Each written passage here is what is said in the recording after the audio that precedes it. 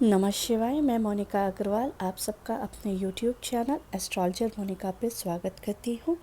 और आज का हमारा टॉपिक है दुर्गा सप्तशती क्या कलयुग की कल्पवृक्ष है। जी हाँ, मान्यता है कि दुर्गा सप्तशती का पाठ करने से माँ दुर्गा का आशीर्वाद हमें शीघ्र प्राप्त होता है और माँ हमें हर तरह के संकटों से मुक्त करती है। कहा जाता है दुर्गा सप्तशती के पाठ से घर में नकारात्मक ऊर्जाओं का प्रवेश नहीं होता।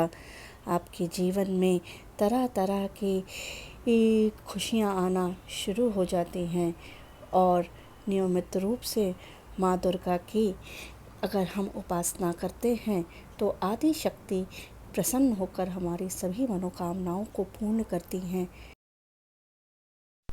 दुर्गा सप्तशती में कुल 13 अध्याय हैं और कहा जाता है हर अध्याय के पाठ का अपना अलग महत्व है कि हर तरह की मनोकामनाओं की पूर्ति के लिए हम अलग अलग अध्यायों का पाठ करते हैं।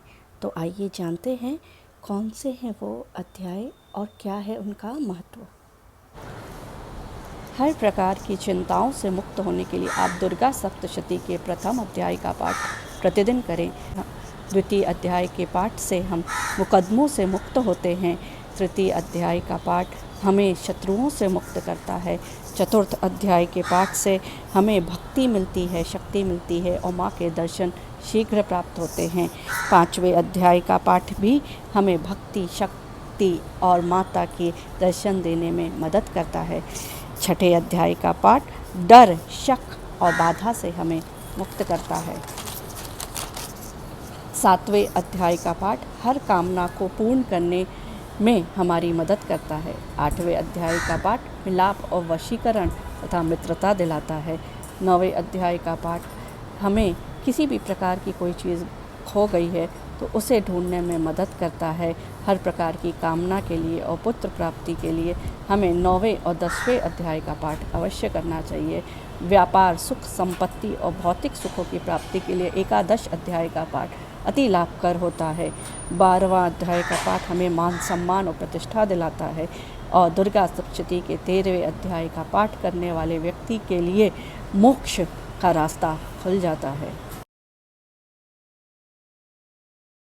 मान्यता है कि श्रेय सिद्धि के लिए हमें पूर्णिमा के दिन दुर्गा सप्तशती का पाठ अवश्य करना चाहिए। ऐश्वर्यवान बनने की जिसे लालसा है उसे शुक्ल पक्ष की चतुर्दशी के दिन इसका पाठ करना चाहिए।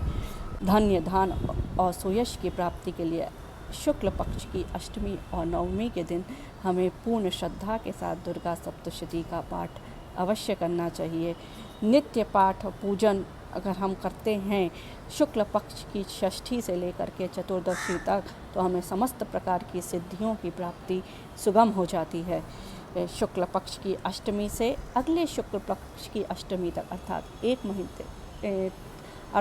एक महीने तक लगातार पूर्ण श्रद्धा भक्ति के साथ अगर हम इनका पाठ करते हैं तो हम सभी परेशानियों से मुक्त हो सकते हैं माता की कृपा से। अगर आप दुर्गा सप्तशती का 13 अध्याय का पाठ प्रतिदिन नहीं कर सकते तो आप इसे 7 दिनों में भी पूर्ण कर सकते हैं। पहले दिन आप प्रथम अध्याय का पाठ करें, दूसरे दिन दूसरे और तीसरे अध्याय का पाठ करें, तीसरे दिन आप चौथे अध्याय का पाठ करें, चौथे दिन आप 5वें, 6ठे, 7वें और 8वें अध्याय का पाठ करें, 5वें दिन आप 9वें और 10वें अध्याय का पाठ करें, छठे दिन आप 11वें अध्याय का पाठ करें और 7वें दिन आप 12वें और 13वें अध्याय का पाठ कर उसको संपूर्ण करें और 8वें दिन आप हवन करके पूर्णाहुति दें। और अगर सच्ची श्रद्धा और भक्ति के साथ आप ऐसा करते हैं तो माता की प्रसन्नता आपके ऊपर ज़रूर होगी। मान्यता है कि अगर हम नवरात्रि में माता दुर्गा के दुर्गा सप्तशती स्तोत्र का पाठ करते हैं तो अत्यंत शुभ फलदायी होता है, लेकिन हर व्यक्ति के लिए उसका पाठ संभव नहीं होता क्योंकि वो संस्कृत में होता है।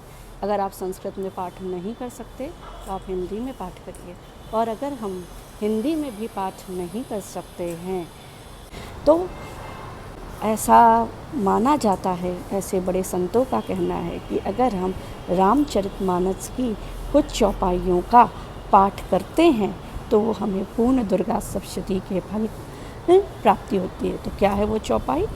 जय जय गिरिवर राज किशोरी, जय महेश मुखचंद चकोरी, जय गज बदन खडानन माता, जगत जननी दामिनी दुति गाता, नहीं तव आदि मध अवसाना, अमित प्रभाव वेद नहीं जाना, भव भव विभव पराभव कारिणी, विश्व विमोहिनी स्वबस विहारिणी, पति देवता सुतिय महुमातु प्रथम तवरेक, महिमा अमित न सकहीं कहीं सहस शारदा से, सेवत ते ही सुलभ फलचारी, बरदायिनी कुवारी प्यारी, देवी पूज कमल पद तुम्हारे, सूरि नरि मुनि सब होई सुखारे, मोर मनोरथ जान हुनि के, बसहु सदा पुर पुर सब ही के। नमः शिवाय।